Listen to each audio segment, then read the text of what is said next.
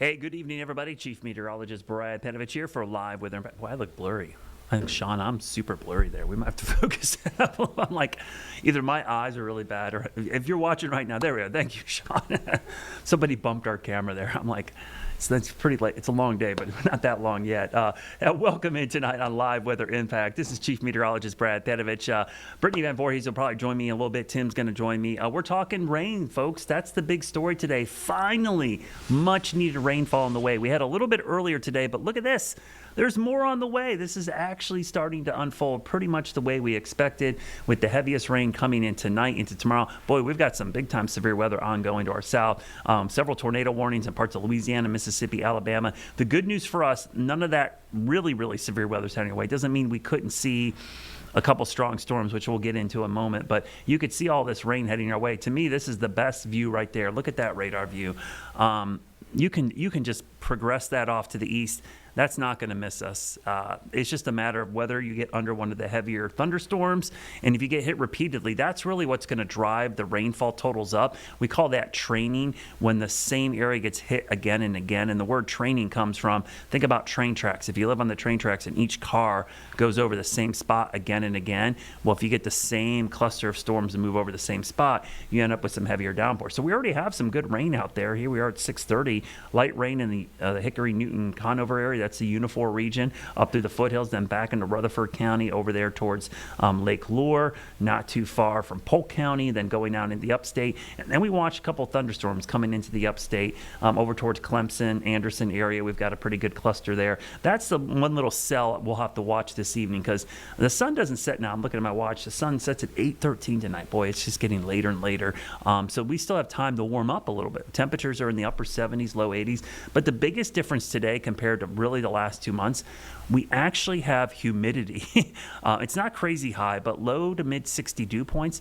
That actually means there's moisture for this front to work with. We've had cold fronts like this a lot this spring, and they've moved into really bone dry air, and there just hasn't been anything to work with. So for the next couple of hours, you see the rain chances kind of bouncing back and forth. There's going to be an uptick later this evening, then a big one overnight tonight. I'll show you the overnight rain chances, because this is the best news you're going to see. That pretty much, it's going to rain, okay? It's just a matter of how much right now, which is really a minor miracle considering how dry it's been. We're getting really excited for this. This is kind of normal springtime weather setup. It's just we haven't had it at all. And this is the first time we've seen this deep plume of tropical moisture get up here ahead of this front. That's why we're so excited for the chance of rain out there. Now, let's look at the severe weather risk. Obviously, we've got a low risk over our area. That's mainly because some of the storms that head our way, they could probably have what we call momentum, where they could carry some gusty winds in here. So certainly a possibility, especially between now and midnight. After midnight, I think the threat goes downhill pretty quickly. But the impacts, the primary concern here is going to be damaging winds. We call this a non-zero tornado threat. Basically means it's not zero, but it's pretty low. I don't expect tornado risk unless we get a supercell or two to get going, and that looks more likely down in South Carolina. So let's start at 6 o'clock. Scattered showers and storms. By 9 o'clock, we'll probably get into some activity here. Overnight, on again, off again, scattered showers and thunderstorms. Look at some of these downpours. I mean, really across our entire area. Now, the reason we want you to be alert is if we see heavy rain leak into the morning commute. What I mean by that is downpours during that 6, 7, 8, 9 o'clock time frame.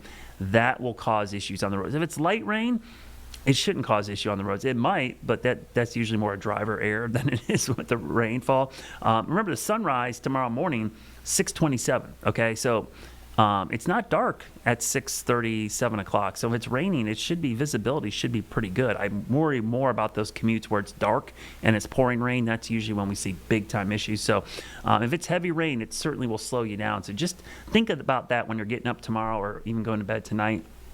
Maybe give yourself a little extra time.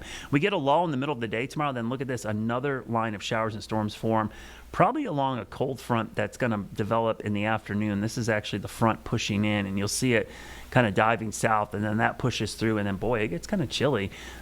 It's been warm and humid here the last 2 days for for this time of year, but we're going to see temperatures back in the 30s and 40s by Friday morning. So free air conditioning moves back, and then going into Friday looks like a great day. I've taken all the rain chances out right now.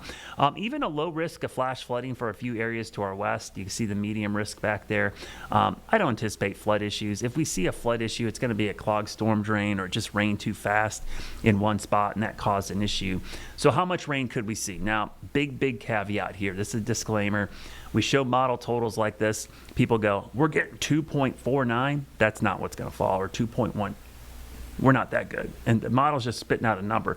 I look more at the range of possibilities. So if we were to take what we call a spread, pick the lowest number in our area. The lowest number, I'm going to look real quickly, is actually Morganton, 0.45, so roughly a half an inch. Highest total, we'll pick that out, 2.39, it looks like, down in Cheraw. So if you spread that out, that's kind of the range of possibilities across our area, because this could shift north, south, east, west. And just to put this in perspective, if you get a half an inch, that's the most rain we've seen in 2 months. If we get an inch of rain, that's the most rain we've seen in 3 months. So this is substantial, even if you take half of those numbers into consideration. That should show you how much we're going to see. Now, the first question we're going to get, and Brittany and I talked about this already, people are going to go, is the drought over?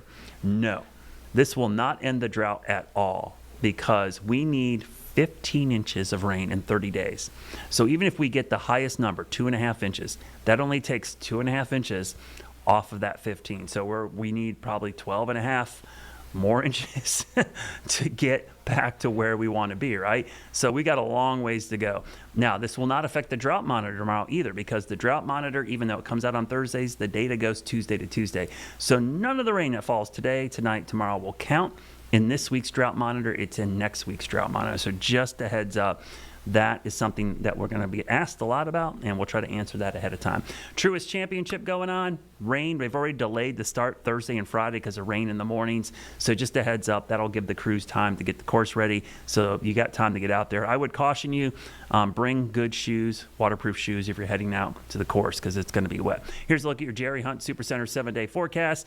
Obviously rain tomorrow. We could see rain again Sunday, Monday, but a really nice weekend. So stick around. We're going to talk more weather with Brittany and Tim coming up after the break.